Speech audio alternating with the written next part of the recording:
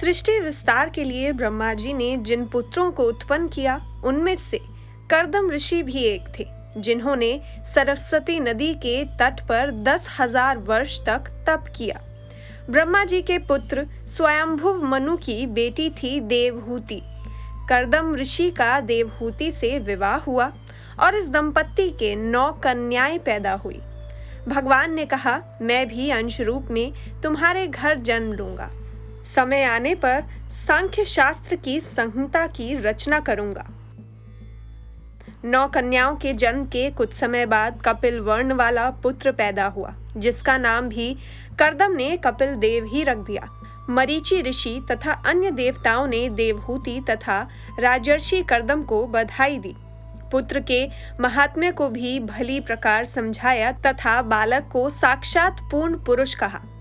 पिता ने नवजात शिशु से संन्यास की आज्ञा ली।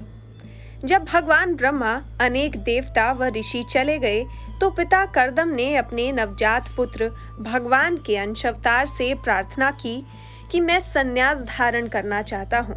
तब पुत्र कपिल देव ने कहा, हे प्रजापते, मेरे आदरणीय पिता राजर्षि कर्दम जी, मैं मुमुक्षुओं को आत्मज्ञान प्राप्त कराने, तत्वों का निरूपण करने के लिए ही धरती पर अवतरित हुआ हूँ। आप हर प्रकार के बंधन से मुक्त हैं। आप संन्यास धारण करें। जब जब आवश्यकता पड़े मेरा ध्यान जरूर कर लीजिएगा। अपने समस्त कर्मों को मुझे अर्पित करते रहिएगा। मोक्ष पाने के लिए मेरी उपासना करना मत भूलिएगा। मेरी माता देवहूति की नैया पार लगेगी, यह भी मोक्ष प्राप्त कर लेंगी। जाइए, सब प्रकार के शोक से छूट जाइए। माता देवहूति ने पुत्र कपिल देव से उपदेश की प्रार्थना की। कपिल देव के पिता कर्दम ऋषि वन को ऐसे गए कि फिर कभी आश्रम में नहीं लौटे। कुछ समय बीत गया। बालक कपिल देव अपनी माता की सेवा में तथा उन्हें प्रसन्न रखने में कोई कसर न रखते। माता देवहूति ने एक दिन दोनों हाथ जोड़कर अपने पुत्र कपिल देव से कहा, आप मुझे मार्ग दिखाएं, माया मोह से दूर होने के उपाय बताएं। बालक ने अपनी माता को समझाया, माता जी, आत्मा के बंधन और मुक्ति का कारण चित्त है, अन्य कोई दूसरा नहीं। ध्यान रहे कि चित्त के शाब्दादि विषयों से आसक्त होने पर बंधन का कारण बनता है, वही ईश्वर के प्रति अनुरक्त होने पर मुक्ति का कारण बन जाता है। और भी दुष्ट पुरुषों का संग जीवात्मा को बांधने वाली दृढ़ फांसी है और सत्पुरुषों के संग को शास्त्रों में मोक्ष का द्वार कहा गया है। अतः हे माता, सत्पुरुषों का संग करें। भक्ति से ऐहिक तथा पारलौकिक सुखों के प्रति वैराग्य उत्पन्न होता है।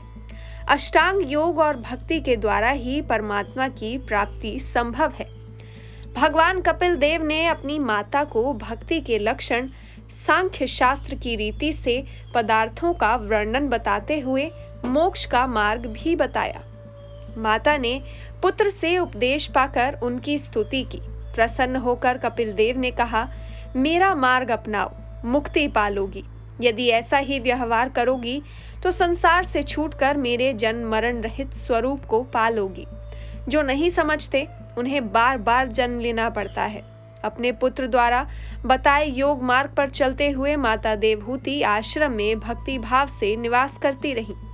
कुछ और समझाने के बाद कपिल देव ने आश्रम का त्याग कर दिया।